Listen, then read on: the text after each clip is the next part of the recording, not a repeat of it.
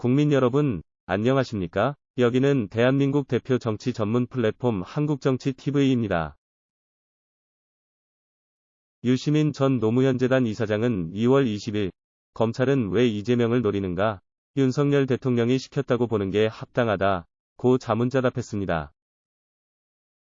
그리고 윤석열 대통령이 이재명 대표를 제거하려는 이유로는 감정설과 전략설이라는 두 가설을 제시했습니다. 국내 언론 매체들이 보도한 내용을 종합하면 이날 유시민 전 이사장이 시민언론 민들레에 기고한 불체포 특권에 관한 헛소리라는 제목의 칼럼이 공개됐습니다. 이 칼럼에서 유시민 전 이사장은 이재명 대표에 청구된 검찰의 구속영장을 이런 정치적 관점에서 풀이했습니다. 유시민 전 이사장은 대통령실 인사가 영장 청구가 한 번으로 끝나지 않는다고 공언하거나 법무부 장관과 검찰총장이 이재명 대표를 범죄자로 간주하는 듯한 언사를 내뱉을 수 없다. 고 주장했습니다. 유시민 전 이사장은 이런 가설을 바탕으로 삼아서 검찰이 이재명 대표에게 구속영장을 청구한 데에는 윤석열 대통령의 지시가 있었다. 고 주장했습니다.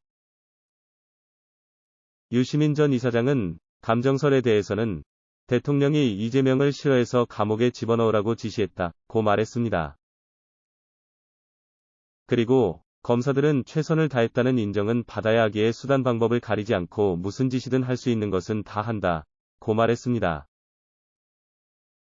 전략설은 민주당 내부를 분열시키려는 전략이라는 가설입니다.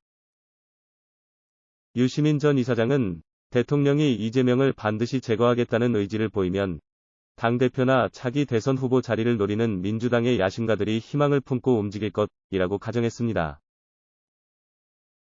이어서 그러면 무기명 비밀투표에서 대량의 찬성표가 나와서 체포동의안이 가결될 수도 있다. 고 설명했습니다. 그러면서 민주당은 극심한 내부 분열의 늪에 빨려 들어간다. 잘만 하면 분당 사태가 일어날 수 있다. 고 했습니다. 유시민 전 이사장은 체포동의안이 부결된다고 해도 적지 않은 민주당 반란표를 확인하면 이재명의 당내 권력 기반을 흔드는 효과가 난다. 고 덧붙여 설명했습니다. 그러나 유시민 전 이사장은 두 개의 가설의 근거가 부족하다고 평가했습니다. 이어서 감정설의 최대 약점은 상식에 맞지 않는다는 점이라고 말했습니다. 그리고 아무리 그래도 그렇지 일국의 대통령이 설마 라고 최소한의 상식을 가진 사람이라면 다 이렇게 반문할 것이라고 말했습니다. 유시민 전 이사장은 전략설의 최대 약점은 경험과 충돌한다는 점이라고 했습니다. 유시민 전 이사장은 윤석열 대통령을 지켜본 사람이라면 우리 대통령이 그런 작전을 할 정도로 똑똑하다고 라고 반문할 것이라고 비꼬았습니다.